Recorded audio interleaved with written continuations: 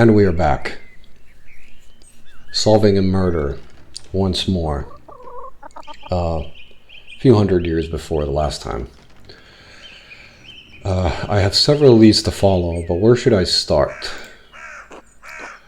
I could talk to Lucky Steinauer. He's probably working in front of his house. The widow Kemprin lives south of here, near Franz Bauer.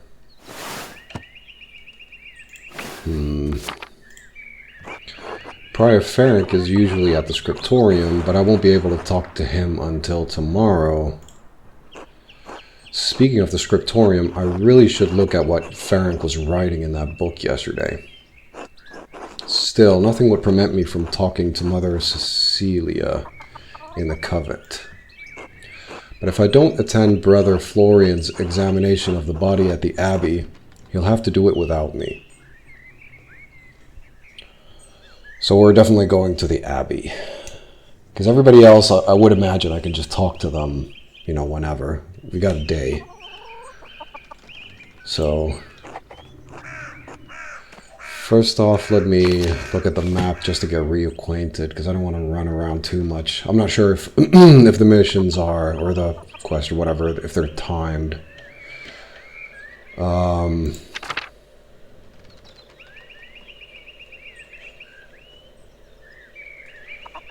Let me first turn the volume down just a little bit. And I'm not sure, I'm not supposed to go to the Abbey. I'm not sure if there's like an autosave thing here. But,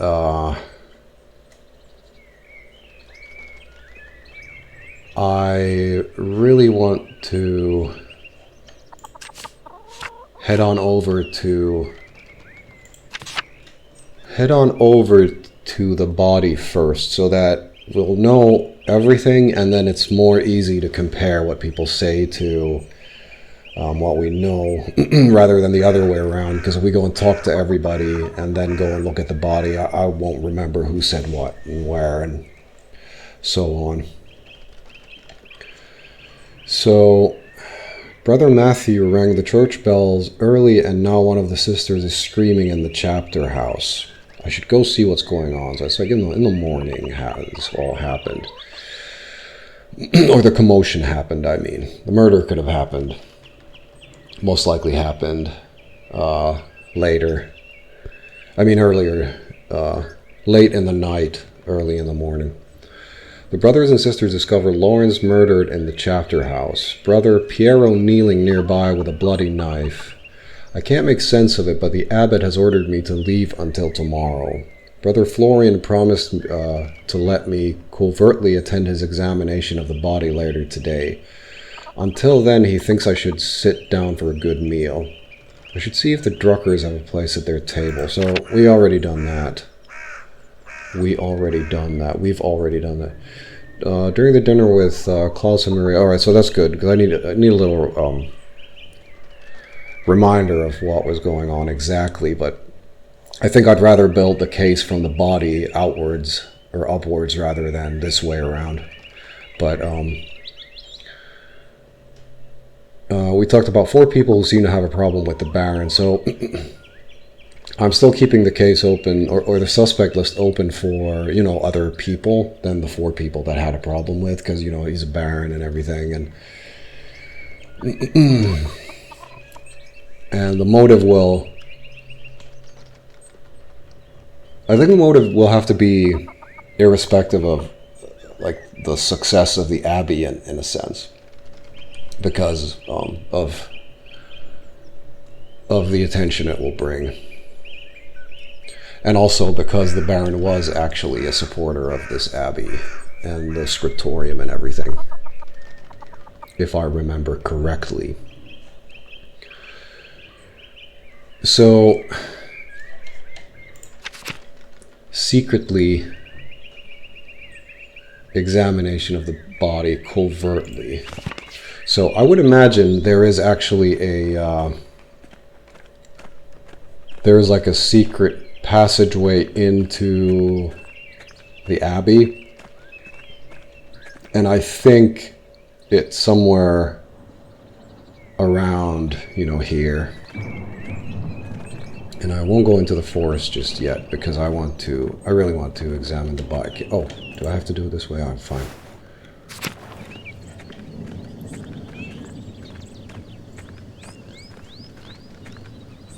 So, somewhere over there, there's probably a secret passage that will maybe lead into the Abbey, and maybe that means that there might be some larger sort of catacomb underneath the whole place, which is going to open up a whole can of worms here. But we're going to have to follow the evidence rather than conjecture or anything like that.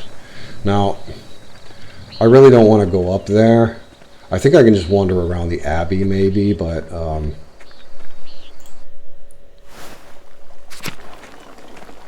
I think I might have come here last time, or maybe not. What's this? A letter to the Baron from Prior Ferenc. Baron Rothvogel. What? Trotz your... Oh, it's German. I was like, what the fuck is it? I was thinking... I think it's going to be translated into English if I click it, but I'll just see if there's anything.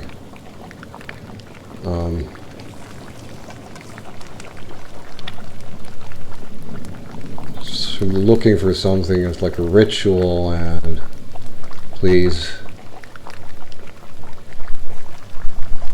Seems rather... Right, so my god. Lawrence was blackmailing Ferenc to get him to perform some kind of occult ritual. No wonder Ferenc was so unsettled when Lawrence arrived. The Baron could have gotten him executed for witchcraft.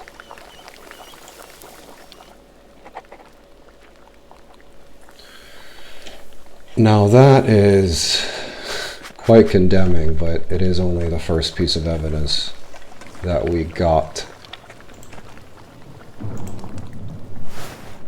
Now, I remember there being like a house here, so I'll just go and have a brief look. But I do want to avoid talking with people just yet, because I really don't know anything. But I wish that text would have been translated more. Let me check if I can... if there's a little bit more of it, because I don't know German.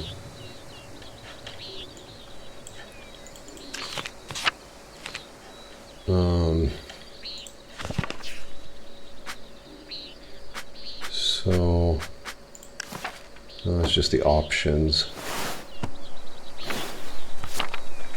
All right.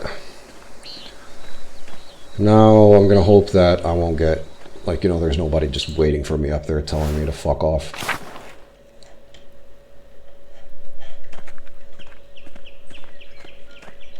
Alright, so I'm guessing this is the way in there.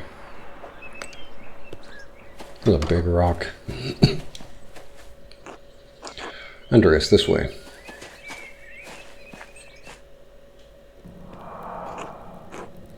There you are. I'm glad the storm didn't delay you. Now, even though I gave instructions that I was not to be disturbed, we must work quickly. Seeing a corpse up close can be unsettling for some. I hope you're up for it.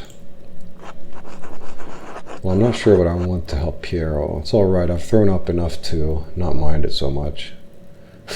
I actually haven't really reached this point in my life because I throw up very rarely, or have thrown up in my life very rarely. Well, that's one way to deal with it, I suppose. Just try not to splash me or the body in the process. Now then, you should probably take notes as we go. They might be useful later. Of course. So I'm hoping the notes are going to be taken there. I didn't bring my trusty notebook here. I will begin by inspecting his interior, starting with the face and head.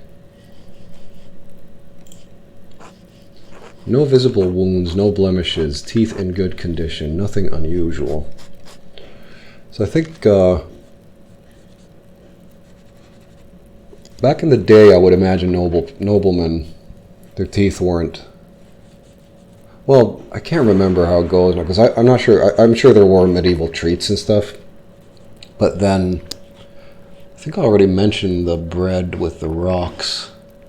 So people who had bread a lot would have bad teeth from that. Neck, shoulders, and chest are ordinary. I need to clean some blood away to examine the torso. So upper body, well, above the chest is nothing there. So there was no sort of beat down before the activity of murder. There it is, a puncture wound between the 6th and the 7th ribs. So I don't know which way they count them, but I would imagine they count them from bottom up, because that, I don't know, that just feels natural. I wonder if some people have more ribs than others.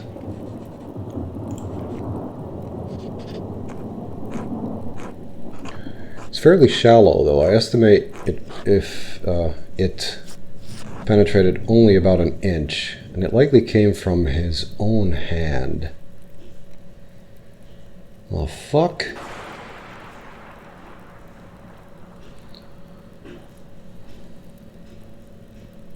So, shallow wound between the ribs, hitting him in a way where he dies. I would imagine relatively quickly, because there's no reason to bleed yourself out, and there's no reason for, cause it sort of doesn't make sense, because if someone is trying to murder him, then they would probably stab them a little further, especially with the size of that knife that was found at the scene, which was pretty damn long. I think there's like a chest, like a breastplate, that's sort of hard, but I would imagine it's not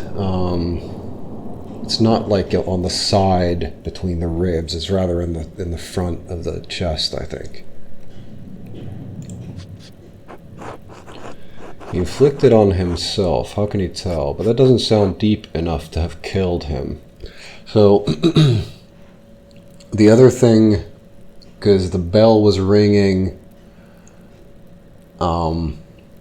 if there is a sort of climbable tower or something where the bell is, he could have fallen, but his head was fine, so he would have fallen feet first while perhaps doing some sort of a ritual, and that would directly sort of include Ferenc in this whole thing, because maybe they were doing it and then Ferenc pushed him off some ledge and killed him. A Nuremberg inch or an Innsbruck inch, I'm not going to bother with that right now. So both of these, yeah, make a lot of sense. Since I don't know about the medicine, I don't think I picked any traits that would give me knowledge of medicine, but this one is interesting because it's very hard to tell if something is self-inflicted, I would imagine. Because even if it's in a place where it could be self-inflicted, then it doesn't mean that it was. From the angle and depth of the strike, it is as though he were holding it in his right hand as he fell on his side.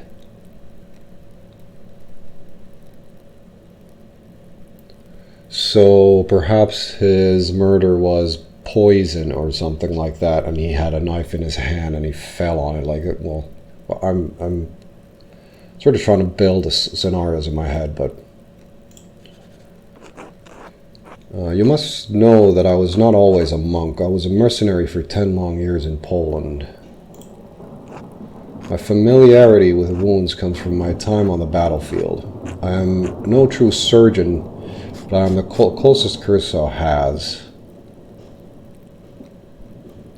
And the wound is rather wide, too.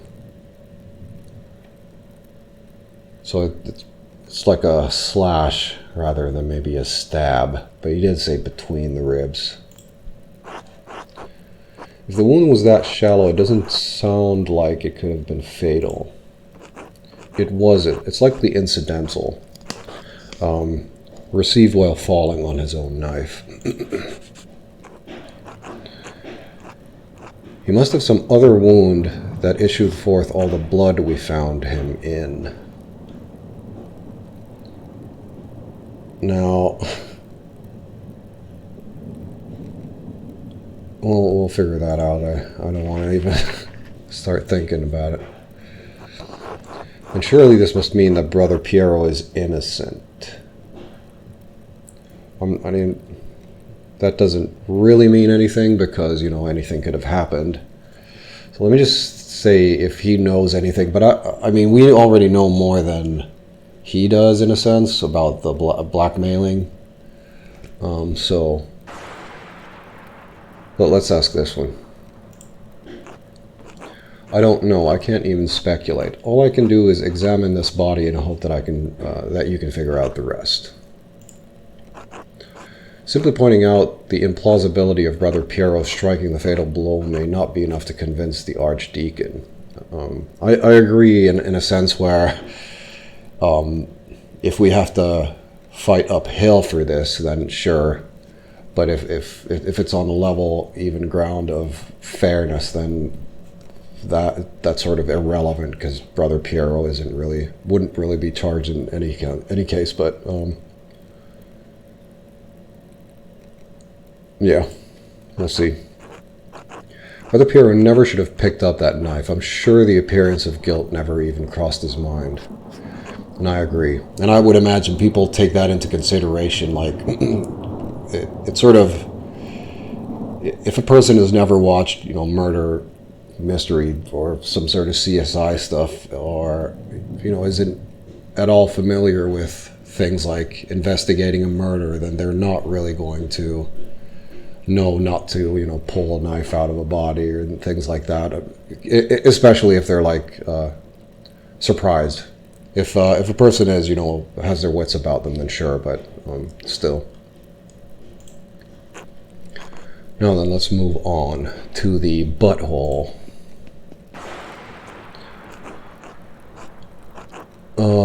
Well, there is a sore on his sex, probably from the French disease. I doubt it had anything to do with his murder. So the French disease is, I think syphilis came later.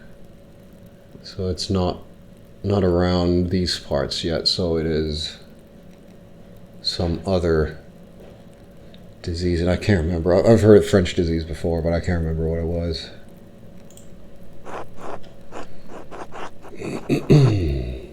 The disease French soldiers received in the brothels of Naples. Now this makes me think it might be syphilis, because if it's a sailors always carry diseases in a sense, or have carried diseases, but I'm not sure how quickly people would have gotten syphilis in America and brought it back. But we'll see. Yes, how do you know of it? Want to have a look? Have you taken mercury for it? I haven't suffered for it, thankfully. One must be somewhat cautious. To my knowledge, I've never had an STD. Good. Anyway, it seems the Baron was not the most faithful husband, not uncommon amongst the nobility, for sure. I would expect a monk to be more shocked by this. He's been a mercenary, bro. Moving down. Other than a few blisters on his feet from what I assume are new shoes, there's nothing wrong with his legs. You gotta flip him around then, I think. Andreas, can you help me turn him over?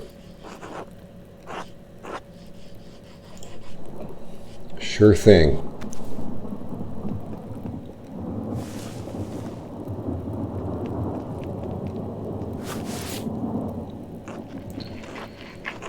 There's a slight irregularity in his spine, possibly from an old injury.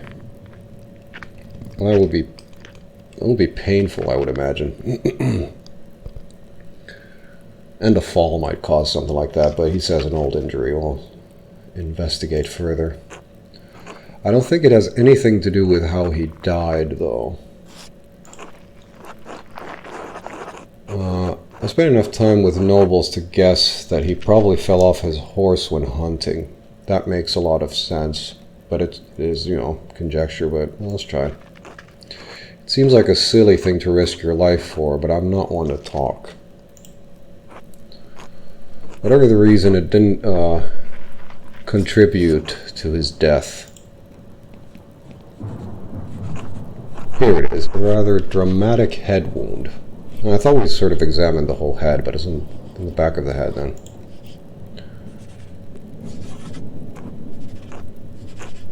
The dark hair and the blood make it difficult to see, but it's quite bad.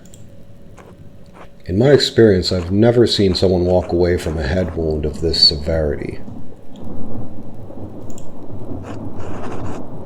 How many head wounds have you seen? I don't think, well... Actually, it might be good to ask it, because just so that we can make absolutely sure that he's seen a lot of them. That this is not just like false, well, not false information, but just him sort of guessing. Too many, and not enough. As grim as it sounds, there is always more to learn. Italian doctors try to examine as many corpses as they can to fully understand the mysteries of the body. The battlefields of Poland and Lithuania aren't as ideal a learning environment as the University of Bologna, but they did provide an education of sorts. So Bologna, one of the largest cities in Italy. Bologna has been a center of the arts for centuries. It houses a well-known university which was home to both Dante and Petrarch. And I can't remember where Michelangelo was hanging around, but he was chilling with dead bodies a lot. And what the fuck is going on here? So he learned stuff. I'd rather be treated by someone with experience than a novice with a university education.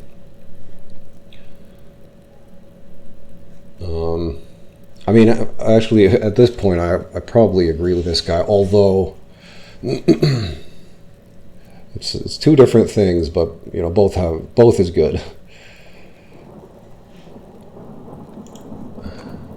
I appreciate your confidence. The wound looks like it was caused by a single powerful blow from a blunt object, probably no more than 4 or 5 inches across. I mean, that's anything. It's a rock, it's a mace, it's falling debris. And I'll keep asking him how he can tell, although I hope it doesn't really waste any time so that we won't lack information if we keep asking him. But I'll think about it in this way, that we're sort of in a rush. And I do have to trust him, and if I keep asking him and bugging him about things, it's going to, you know, take up half the time, and I can do the questions afterwards, or I would be able to do the questions later if you know, there was. That's the better time to ask questions. First, hear the explanation, and then start questioning it. It's likely he didn't die immediately. How long could he have survived for? I've seen similar injuries in battle. The victims don't last more than a few minutes, but it's an agonizing death. I guess. Even so, he couldn't have wandered far from where the blow was first struck. And he had a knife in his hand, and it was on his left side, so he had like a dagger in his left hand, or a knife or whatever. So he may not have been attacked in the chapter house. He was either attacked in the chapter house or someplace in the immediate area.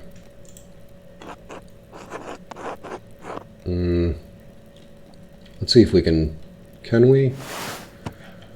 No, let's try to look at the map right now, because my mental map is not good enough for this.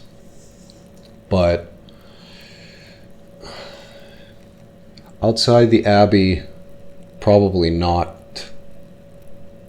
Why would he go in the Abbey? Maybe look for help. I would assume that a person who was walking, who's moving, would fall forwards towards the direction they're going to. So that would mean that he was coming from the right side and then fell down onto the ground. So he was, if my mental map is at all correct, he was coming from inside the Abbey. Let's just try the big garden. I mean, if he means the garden inside the, like in the center, sort of the whole Abbey. It's possible, but at an incredible risk. The abbot's house looks out directly on the garden. Right.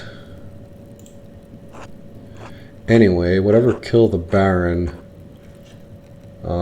was a blunt instrument of considerable heft.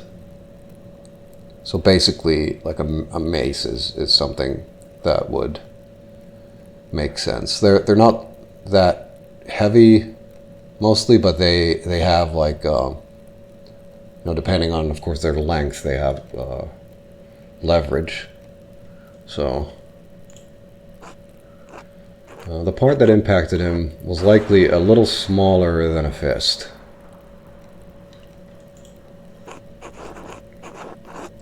I'd say 2 to 2.5 inches around. Because he's smart, he knows stuff. Perhaps a pig mallet, a joining hammer, or even a round stone 4 to 5 inches across held in the hand. Specific. Yeah, no shit. And I didn't even put them in my mind, what they were. Estimating size, distance, and number have always come easily to me. I'd rather just shrug. Hopefully your talents will help you find the murder weapon in short order. Whoever did this must have caught the Baron unaware, save the small knife wound. He has no other injuries. I suppose that he was struck, drew his knife to defend himself, and fell on it before Brother Piero discovered him. So I believe we've discovered 2 important things. Rear attack. The knife was his, within, around the area, so not necessarily in there. And whoever killed him could have just run off rather than stick around too. Piero didn't stab the Baron, and even if he had, that isn't what killed him. The Baron was killed by a blow to the head from a heavy, blunt object. Yes, exactly. If you can find what caused the blow, it may lead to your killer. Or the killer. We also know that Piero didn't stab the Baron. We know that, and I suspect even the abbot knows that. But you may need more evidence to convince the archdeacon. We'll get all the evidence that we can. Oh, there is one other item of interest. I found it in the Baron's jacket, but didn't want to open it without you.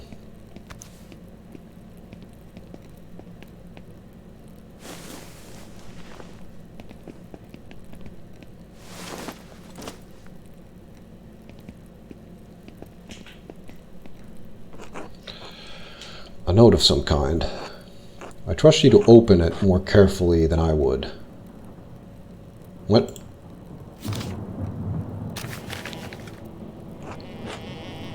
Das Mädchen, the girl or the lady. The lady starb. Und die mit ihr.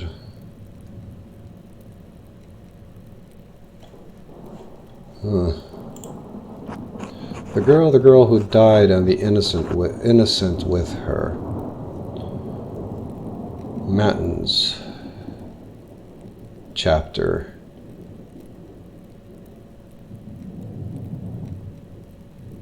I have no idea where that's from. The girl, what girl, and what innocent? One of the nuns, someone from the village. Your guess is as good as mine.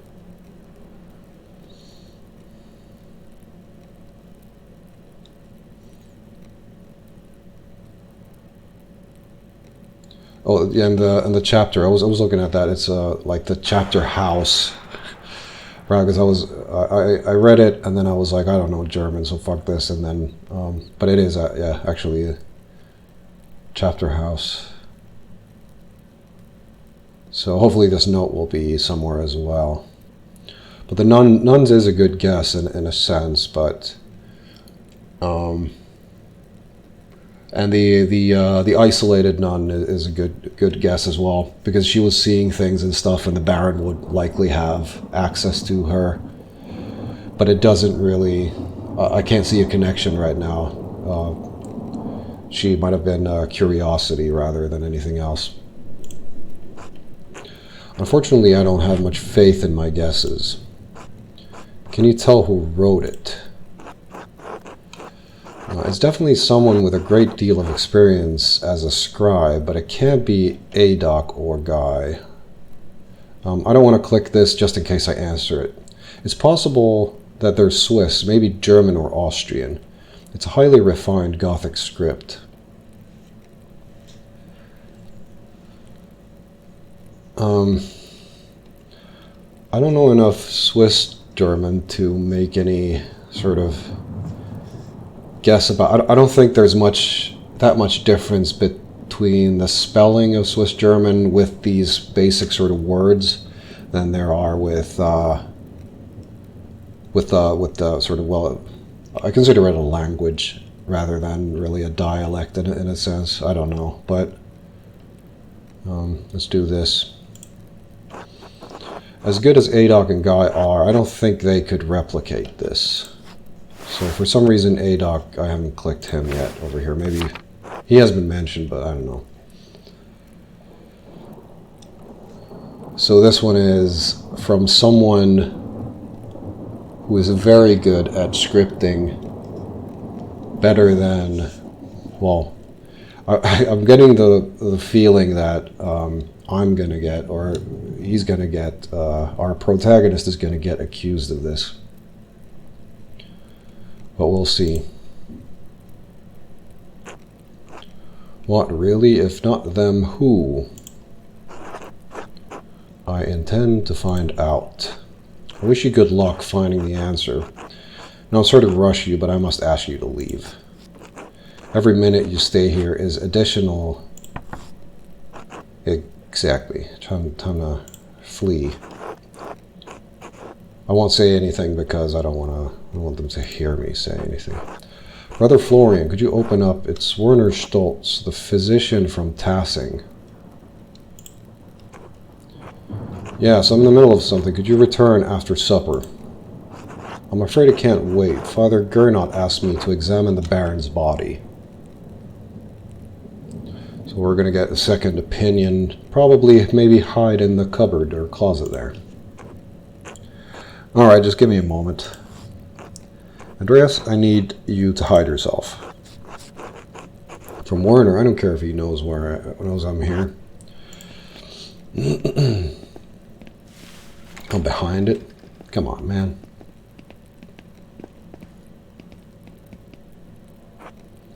Dr. Stoltz. Sorry to keep you waiting. Now, what did you need? The abbot wanted me to examine the Baron's body before his wife arrives. It seems unnecessary at this point, as I've just completed my own examination. Well then, what's the harm in letting me take a look? So Werner is from... We need to find sort of his connection as well. I don't remember him. So if he's going to say something different, I'm going to trust our brother here. Dr. Stoltz, with all respect, I've finished. The cause of death is clear. If you had arrived an hour ago, I would have had no problem with your assistance. I'm a university-trained physician. I can examine a corpse on my own without the help of a battlefield sawbones. Fine. Just let him do it, because if he notices something else, then fine. And if he's clearly out of line, then we'll know that there's something up with the guy, and that something's gonna...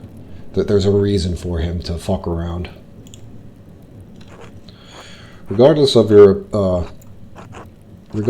your opinions regarding my abilities, the examination is finished. If you insist on inspecting the body anyway, I must insist that the abbot tells me himself. What? Making me bring the abbot here is a waste of time. So is performing an examination on this corpse immediately after one was just completed. Idiotic. I'll return with Father Gernot presently.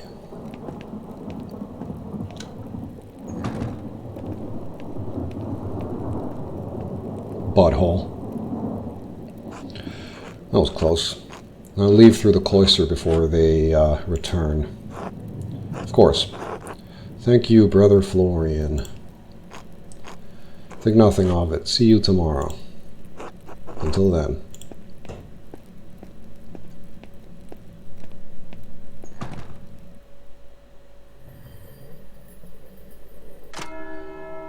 Vespers. I should find someone to eat with.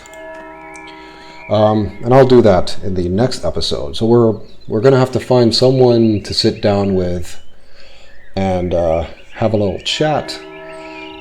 And that sort of goes against my plan of trying to find the weapon first and then talking to people. Because then I can have like a gotcha moment. But if I just have to have dinner with one person, I think I can remember the main sort of... the facts or statements rather that the person says.